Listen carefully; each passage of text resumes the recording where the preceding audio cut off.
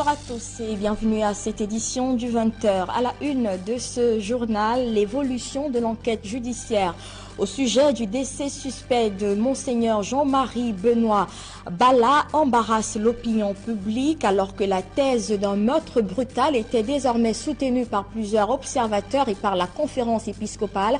La sortie hier des autorités judiciaires sème à nouveau le doute dans les esprits. Cependant, malgré les conclusions de l'autopsie rendue publique hier, bien de questions restent en suspens.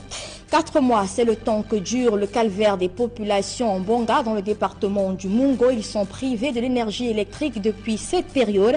Ces Camerounais remontés disent ne plus savoir à quel saint se vouer. Ils font désormais face à une insécurité grandissante et à des pertes financières énormes du fait de l'absence de l'énergie électrique. Vous les entendrez dans ce journal. Et puis ils bravent intempéries et font le pied de grue depuis quelques semaines devant des services publics. Eux, ce sont ces jeunes Camerounais diplômés et sans emploi qui postulent pour des concours et recrutements au sein de la fonction publique. Chaque matin, ils espèrent arriver à déposer leur dossier et vous verrez dans ce journal que cette première étape d'un long chemin de croix n'est pas du tout facile. Voilà pour le sommaire, les détails c'est dans un instant.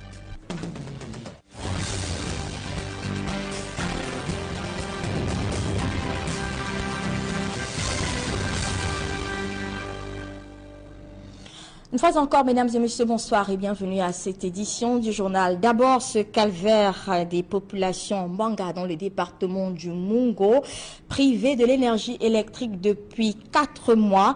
C'est en effet... Au centre-ville, par exemple, l'alimentation en énergie électrique se fait de manière sporadique et de faible intensité. La situation échappe au contrôle du magistrat municipal, visiblement exaspéré par les événements. La plupart de ces ampoules sont grillées à cause de mauvaise tension du courant électrique, qui les grille à tout moment. Maman n'a jamais été aussi éclairée qu'avant. Nous sommes vraiment désolés. Les poteaux sont couchés. Ça fait plus de 4 mois, c'est vrai. Ce n'est pas la faute de la mairie. Si vous avez du temps, j'allais vous montrer une correspondance que j'ai adressée au chef de centre ASONEL et même au ministre de l'énergie pour dire que la ville de Manga est changée de poteaux pourris qui privent les populations du cours de l'électricité, que les poteaux qui transportent l'énergie vers ces villages sont tombés. Même les promesses électorales faites en 2013, à l'époque de l'ancien directeur général de l'entreprise en charge de la distribution de l'énergie électrique au Cameroun, n'ont jamais été réalisées, à la grande désolation des conseillers municipaux. Des élections de 2013, je parle en tant que conseiller municipal, lorsque nous sommes descendus à Penamboko, nous étions avec toute l'équipe, même le DG de la SONEL, Jean-Moni Billet. Ils ont promis la lumière qu'ils devaient donner dans l'avancement de Mbanga. Ils n'ont rien donné. Et les gens là boudent. Les gens là se plaignent jusqu'à maintenant. La vérité, toute la vérité au sujet du décès suspect de Monseigneur Jean-Marie Benoît Bala sera-t-elle révélée un jour? La question se pose à nouveau alors que les éléments de l'enquête en cours rendus publics hier suscitent plutôt d'autres interrogations.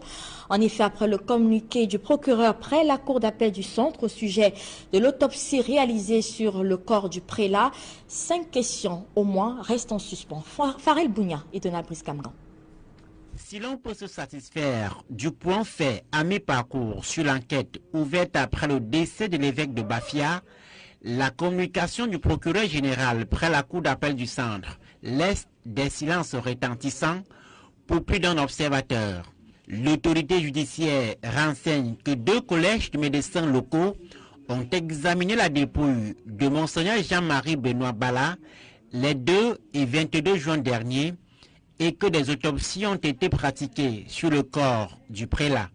Cette enquête locale est-elle allée jusqu'à son terme? Sinon, pour quelles raisons? Si oui, quelles en sont les conclusions? Sont-elles en contradiction ou corroborent-elles les résultats présentés par l'équipe de médecins d'Interpol? Au demeurant, qu'est-ce qui a motivé le recours à une expertise internationale? En tout cas, à en croire le procureur général près la cour d'appel du centre, les médecins étrangers n'ont relevé aucune trace de violence sur la dépouille de l'évêque de Bafia, un pan du communiqué de l'autorité judiciaire qui tranche nettement avec la conclusion publiée en mi-juin dernier par la Conférence épiscopale nationale. L'Église catholique avait alors parlé, non pas d'un assassinat, mais d'un assassinat brutal de Monseigneur Jean-Marie Benoît Mbala. Compte tenu des premiers constats, nous, évêques du Cameroun, affirmons que Monseigneur Jean-Marie Benoît Mbala ne s'est pas suicidé. Il a été brutalement assassiné.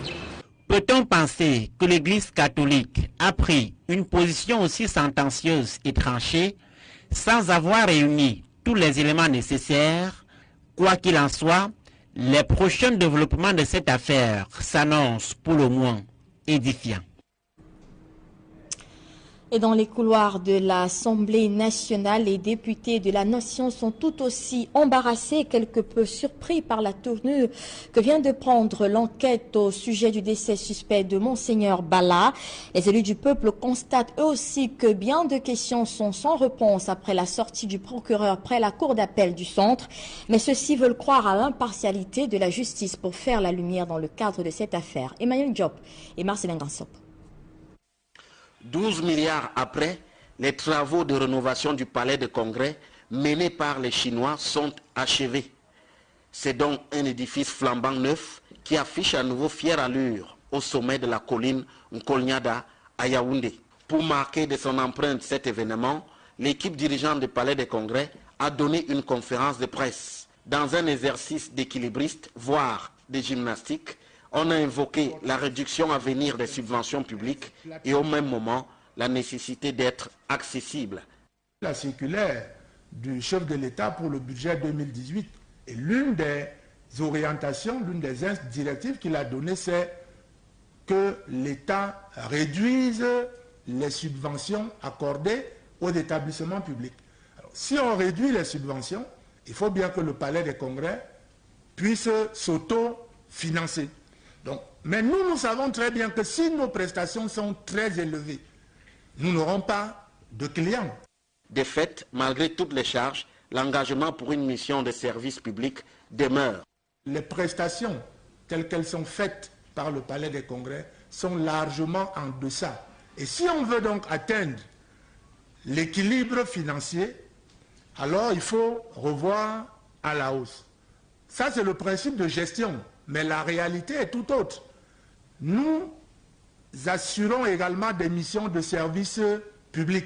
Notre rôle, c'est que le palais des congrès ne soit pas un palais pour l'élite, pour la haute classe.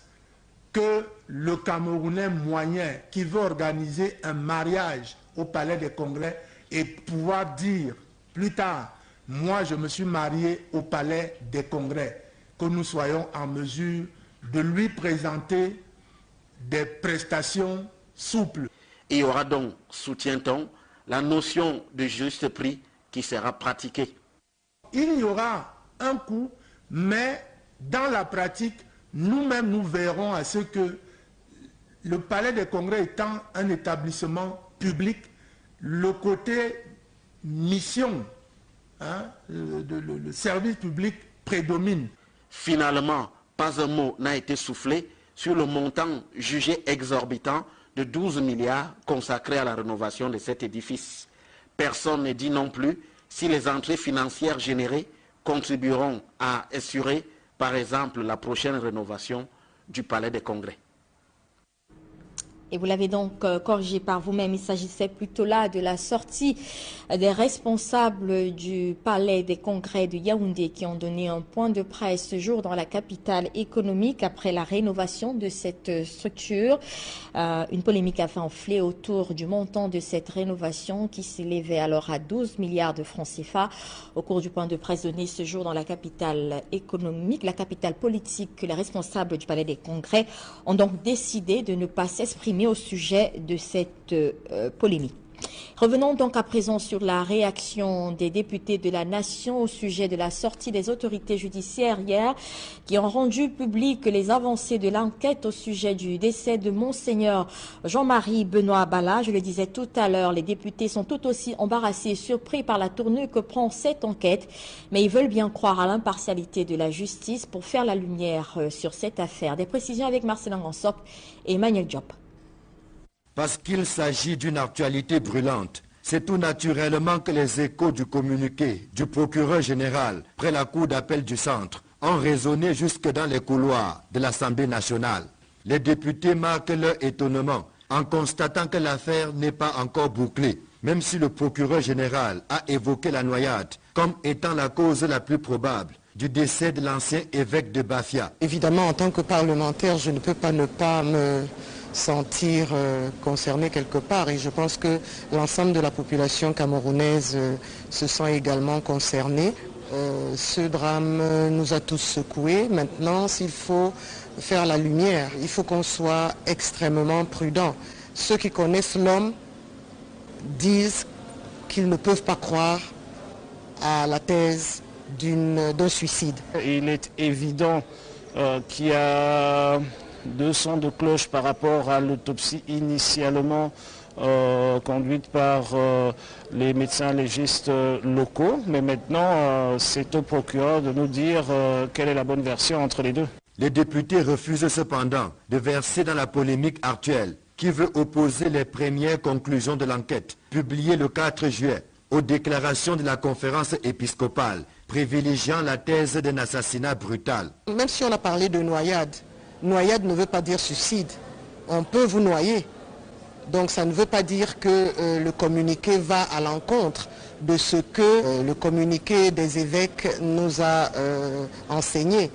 Donc je crois que ce qui est prudent, c'est qu'on laisse cette enquête très très délicate se dérouler jusqu'à la fin. Je pense que tout le monde a intérêt à ce que la lumière soit faite. Vous savez, la position des uns et des autres est compréhensible. Maintenant, je ne doute pas du tout d'ailleurs de la position des évêques.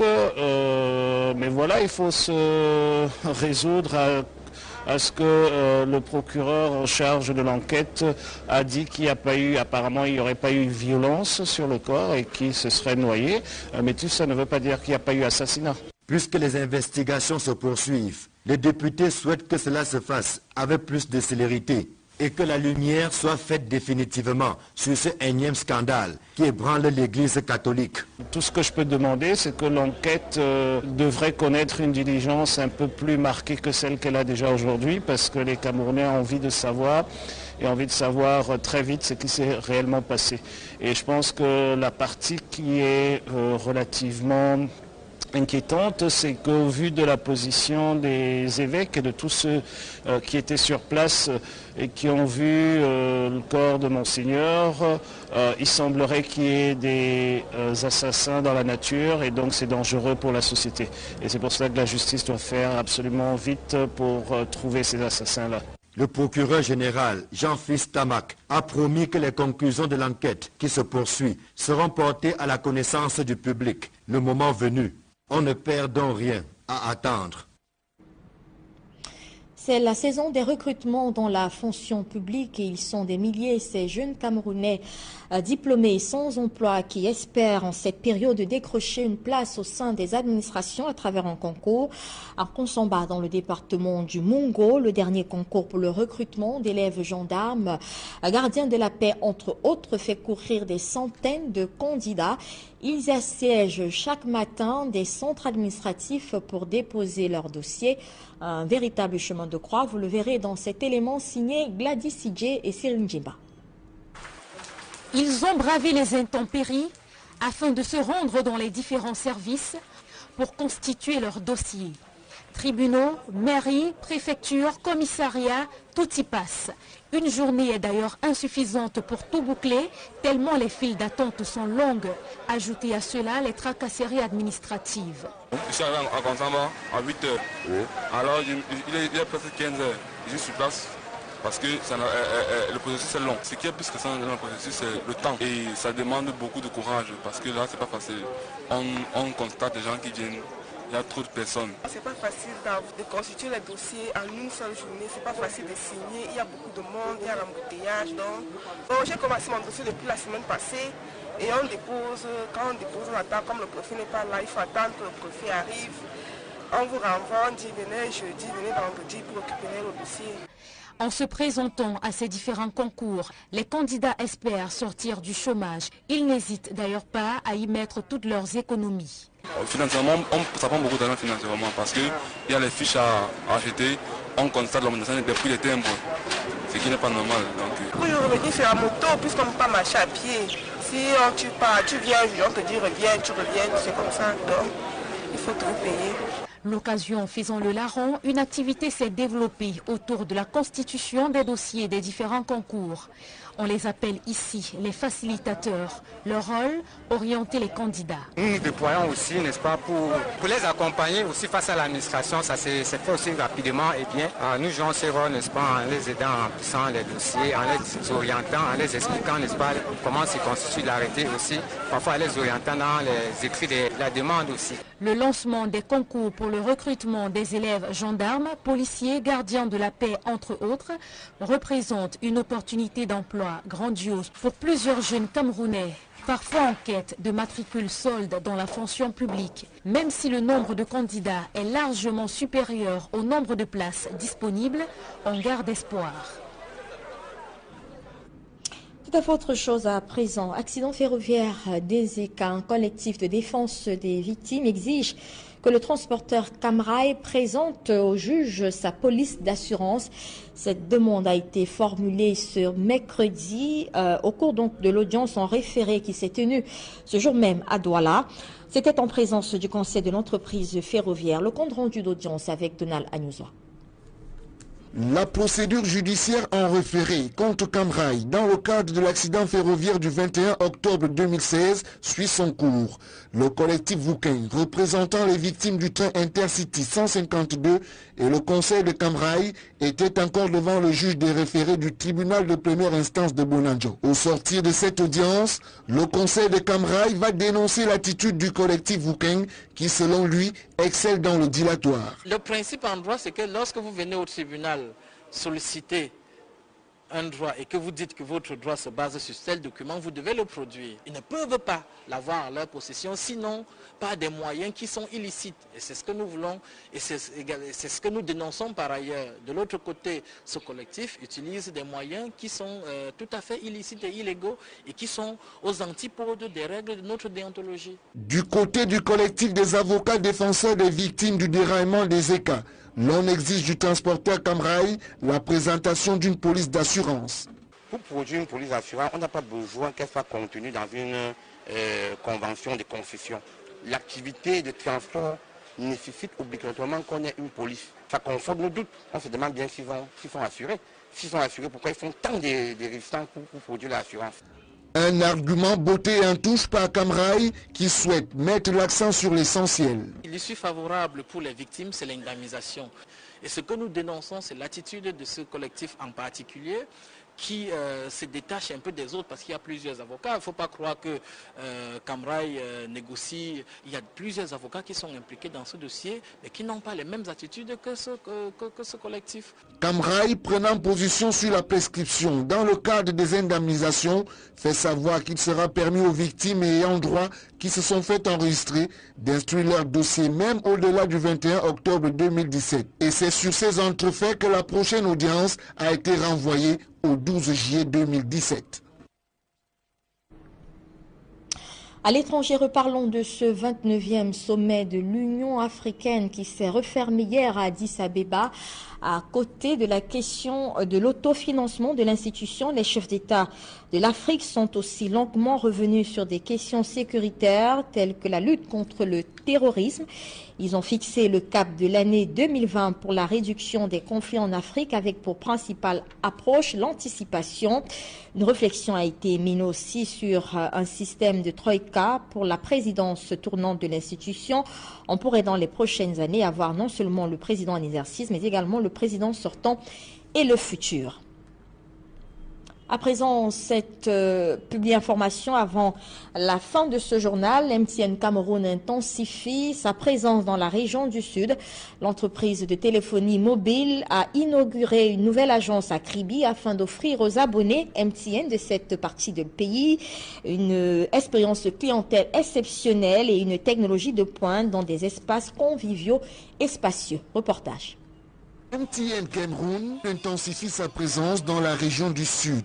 La société leader dans le secteur des télécommunications a procédé le 28 juin 2017 à l'inauguration de son agence de Kribi, portant ainsi à 20 le total de ses points de contact des clients sur le territoire national.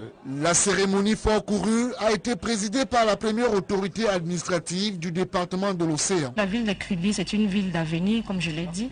C'est une ville qui est appelée à grandir. Et il va de l'intérêt de tous les investisseurs potentiels d'avoir déjà un pied à Kribi. Parce qu'avec l'avènement du port, l'ouverture prochaine du port, c'est une ville qui va prendre un envol qui ne va plus s'arrêter, qui sera le moteur de développement de toute la sous-région. La nouvelle agence MTN, établie dans un immeuble moderne au quartier Mokolo, arrondissement de Kribi 1er, dispose d'une capacité d'accueil d'au moins 500 clients par jour, avec aux manettes une équipe de professionnels rompus à la tâche et disposés à fournir à la précieuse clientèle MTN de Kribi des services privilégiés et personnalisés. Nous avons remarqué que les populations de Kribi avaient besoin de se déplacer sur de longues distances pour pouvoir trouver un point service MTN. Et nous avons voulu y remédier. Notre but ici principal, c'est de ramener l'expérience client au plus proche des utilisateurs, mais aussi d'offrir aux populations de Kribi et à nos clients de Kribi une expérience dans le nouveau monde digital qu'est le numérique. Avec l'avènement de la 4G à Kribi qui est là depuis avril au début de cette année, ils pourront mettre, utiliser et toucher tous les services liés à la donnée mobile, à l'internet mobile, à la téléphonie et aussi aux services ICT. Mais en plus, nous ramenons un peu plus proche nos services mobile money aussi. Donc ça, on veut être plus proche de nos clients. L'agence MTN de Kribi, opérationnelle depuis le 8 mai 2017, offre déjà aux populations ainsi qu'à tous les visiteurs de cette cité balnéaire aux attraits touristiques et naturels avérés une expérience client exceptionnelle grâce à un service personnel impeccable et une meilleure proximité. Je suis particulièrement content parce que ça nous rapproche davantage des services MTN parce qu'avant, au niveau de Kribi, simplement pour reconduire une puce, on était obligé de partir à Douala. Moi particulièrement, j'ai eu à faire ça plusieurs fois. Mais déjà la semaine passée, j'ai muté mon numéro de la 3G en 4G sans problème et c'était gratuit ici sur place. Depuis que MTN est là, d'abord la communication est facile, il a de bons services et nous apprécions donc maintenant cette agence qu'il est venu implanter sur place ici chez nous. En investissant dans la construction d'infrastructures solides et modernes pour améliorer l'expérience client, MTN démontre son attachement au Cameroun et travaille à s'assurer que les populations s'approprient le nouveau monde digital en participant activement à la démocratisation de l'accès Internet pour ses 10 millions d'abonnés, ceci grâce aux offres adaptées à leurs besoins.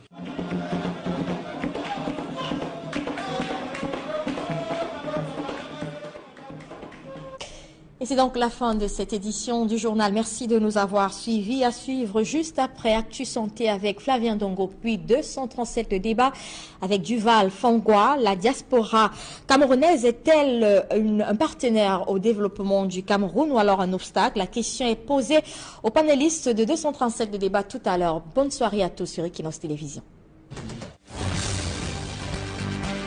Par le Palais des Congrès sont largement en deçà. Et si on veut donc atteindre l'équilibre financier, alors il faut revoir à la hausse. Ça, c'est le principe de gestion, mais la réalité est tout autre. Nous assurons également des missions de service public. Notre rôle, c'est que le Palais des Congrès ne soit pas un palais pour l'élite, pour la haute classe. Que le Camerounais moyen qui veut organiser un mariage au Palais des Congrès et pouvoir dire plus tard, moi je me suis marié au Palais des Congrès, que nous soyons en mesure de lui présenter des prestations souples. Il y aura donc, soutient-on, la notion de juste prix qui sera pratiquée. Il y aura un coût mais dans la pratique, nous-mêmes, nous verrons à ce que le Palais des Congrès étant un établissement public, le côté mission, le service public prédomine. Finalement, pas un mot n'a été soufflé sur le montant jugé exorbitant de 12 milliards consacrés à la rénovation de cet édifice. Personne ne dit non plus si les entrées financières générées contribueront à assurer, par exemple, la prochaine rénovation du Palais des Congrès. Et vous l'avez donc corrigé par vous-même, il s'agissait plutôt là de la sortie des responsables du Palais des Congrès de Yaoundé qui ont donné un point de presse ce jour dans la capitale économique après la rénovation de cette structure. Une polémique a fait enfler autour du montant de cette rénovation qui s'élevait alors à 12 milliards de francs CFA au cours du point de presse. Et tranché, sans avoir réuni tous les éléments nécessaires, quoi qu'il en soit, les prochains développements de cette affaire s'annoncent pour le moins édifiants. Et dans les couloirs de l'Assemblée nationale, les députés de la nation sont tout aussi embarrassés et quelque peu surpris par la tournure que vient de prendre l'enquête au sujet du décès suspect de Monseigneur Bala. Les élus du peuple constatent eux aussi que bien de questions sont sans réponse après la sortie du procureur près la cour d'appel du centre. Mais ceux-ci veulent croire à l'impartialité de la justice pour faire la lumière dans le cadre de cette affaire. Emmanuel Diop et Marcelin Gansop. 12 milliards après, les travaux de rénovation du Palais des Congrès menés par les Chinois sont achevés. C'est donc un édifice flambant neuf qui affiche à nouveau fière allure au sommet de la colline Nkolnyada à Yaoundé. Pour marquer de son empreinte cet événement, l'équipe dirigeante du Palais des Congrès a donné une conférence de presse. Dans un exercice d'équilibriste, voire de gymnastique, on a invoqué la réduction à venir des subventions publiques et au même moment la nécessité d'être accessible. La circulaire du chef de l'État pour le budget 2018 et l'une des orientations, l'une des directives qu'il a données, c'est que l'État réduise les subventions accordées aux établissements publics. Alors, si on réduit les subventions, il faut bien que le Palais des Congrès puisse s'auto-financer. Donc, mais nous savons très bien que si nos prestations sont très élevées, nous n'aurons pas de clients. De fait, malgré toutes les charges, l'engagement pour une mission de service public demeure. Les prestations telles qu'elles sont faites. Après là, 5 questions au moins restent en suspens. Farel Bounia et Donald Brice-Camgan. Si l'on peut se satisfaire du point fait à mi-parcours sur l'enquête ouverte après le décès de l'évêque de Bafia, la communication du procureur général près la cour d'appel du centre laisse des silences retentissants pour plus d'un observateur. L'autorité judiciaire renseigne que 2 collèges de médecins locaux ont examiné la dépouille de Monseigneur Jean-Marie Benoît Bala les 2 et 22 juin dernier et que des autopsies ont été pratiquées sur le corps du prélat. Cette enquête locale est-elle allée jusqu'à son terme? Sinon, pour quelles raisons? Si oui, quelles en sont les conclusions? Sont-elles en contradiction ou corroborent-elles les résultats présentés par l'équipe de médecins d'Interpol?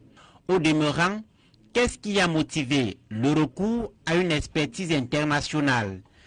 En tout cas, à en croire le procureur général près la cour d'appel du centre, les médecins étrangers n'ont relevé aucune trace de violence sur la dépouille de l'évêque de Bafia. Un pan du communiqué de l'autorité judiciaire qui tranche nettement avec la conclusion publiée en mi-juin dernier par la Conférence épiscopale nationale. L'Église catholique avait alors parlé non pas d'un assassinat, mais d'un assassinat brutal de Monseigneur Jean-Marie Benoît Bala. Compte tenu des premiers constats, nous, évêques du Cameroun, affirmons que Monseigneur Jean-Marie Benoît Bala ne s'est pas suicidé. Il a été brutalement assassiné. Peut-on penser que l'Église catholique a pris une position aussi sans tension?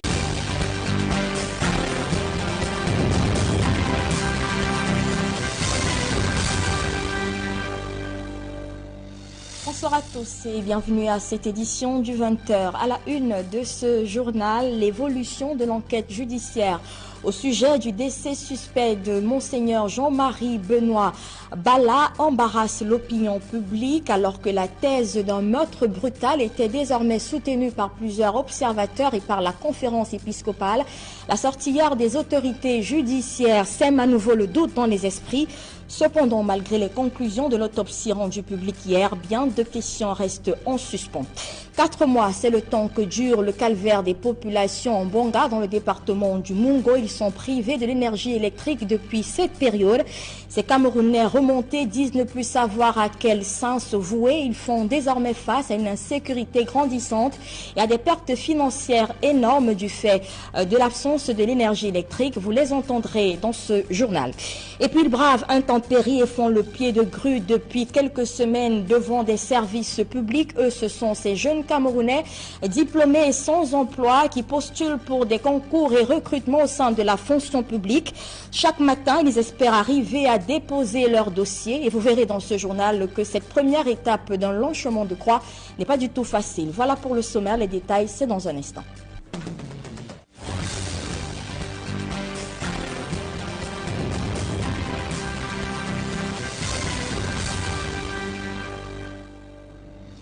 Une fois encore, mesdames et messieurs, bonsoir et bienvenue à cette édition du journal. D'abord, ce calvaire des populations Mbanga dans le département du Mungo, privées de l'énergie électrique depuis 4 mois.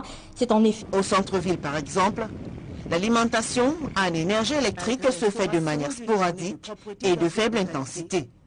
La situation échappe au contrôle du magistrat municipal, visiblement exaspéré par les événements. La plupart de ces ampoules sont grillées à cause de mauvaise tension du courant électrique, qui les grille à tout moment. Maman n'a jamais été aussi éclairée qu'avant. Nous sommes vraiment désolés. Les poteaux sont couchés. Ça fait plus de 4 mois, c'est vrai. Ce n'est pas la faute de la mairie. Si vous avez du temps, j'allais vous montrer une correspondance que j'ai adressée au chef de centre ASNL et même au ministre de l'énergie pour dire que la ville de Manga est changée de poteaux pourris qui privent les populations du cours de l'électricité, que les poteaux qui transportent l'énergie vers ces villages sont tombés. Même les promesses électorales faites en 2013, à l'époque de l'ancien directeur général de l'entreprise en charge de la distribution de l'énergie électrique au Cameroun, n'ont jamais été réalisées, à la grande désolation des conseillers municipaux. Des élections de 2013, je parle en tant que conseiller municipal, lorsque nous sommes descendus à Penamboko, nous étions avec toute l'équipe, même le DG de la SONER, Jean-Moni Billet, ils ont promis la lumière qu'ils devaient donner dans l'arrondissement de Mbanga, ils n'ont rien donné. Et les gens là boudent, les gens là se plaignent jusqu'à maintenant. La vérité, toute la vérité au sujet du décès suspect de Monseigneur Jean-Marie Benoît Bala sera-t-elle révélée un jour? La question se pose à nouveau alors que les éléments de l'enquête en cours rendus publics hier suscitent plutôt d'autres interrogations. En effet, après le communiqué du procureur près la cour d'appel du centre au sujet de l'autopsie réalisée sur le corps du